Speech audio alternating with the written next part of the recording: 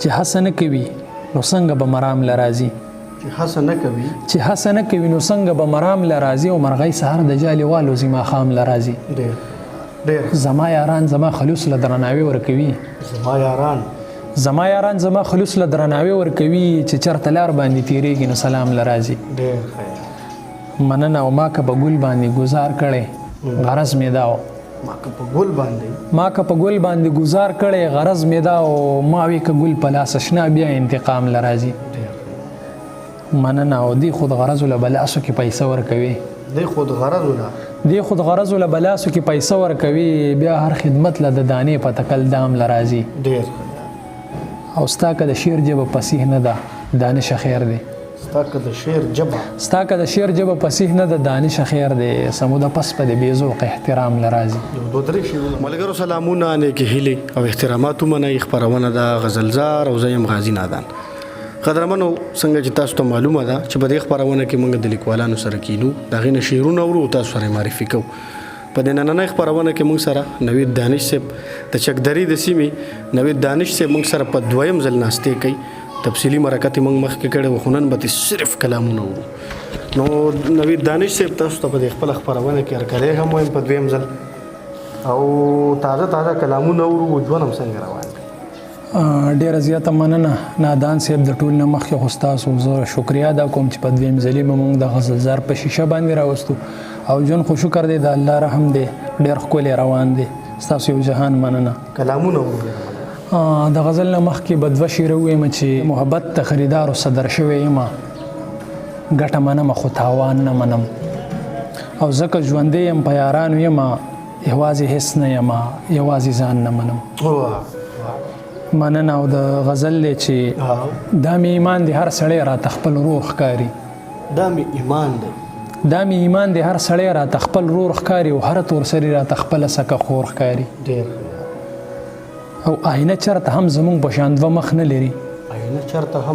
آینه چرته هم زمونږ په شان دوه مخ نه لري چې څنګه انسان وي هغه شان پکې انځور ښکاري مننه او ټولو قامونو خپل زبان کې ترقي کړې ده ټولو قامونو خپل زبان کې ترقي کړې ده پښتون ولس ته خپله ژبه کې پیغور ښکاري او چې سترګې تورې وي سونډې وي په ګس خویدلې په ګس خویدلې د هغې زوی په سر سایه د خپلې مور ښکاري او د بل د زوره ناخبره ځان ته څه نه وایي دانش هر سړي ته خپل وجود کې زور ښکاري او مننه او غزل دی د هغې نه پس په بیا نظم ویم چې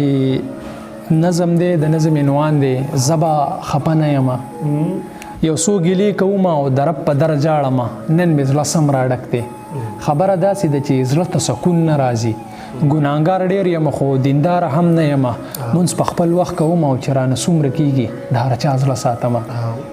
مونځ په خپل وخت کوم چې رانه څومره کېږي د هر چا زړه ساتمه خو بیا انسان یم زه چې چېرته ښه څه وینم وایم چې دا زما وې خو شکر په دې وباسم په لاس او خپو روز روغ یم رزق به خدای راکوي او موږ به صبر کوو مننه شکر په دې وباسم په لاس او خپو روغ یم رزق به خدای راکوي او موږ به صبر کوو څه د خواهش ته لاسه څه حساس دومره یم په میږي خپه نږدم وایم چې چېرته به د ده نه یار پاتې شي او مینې دې داسې پامتدار کم په میږي خپه نږدم چې یار بې پاتې شي نه ډېره مننه او دوه شعره به وویم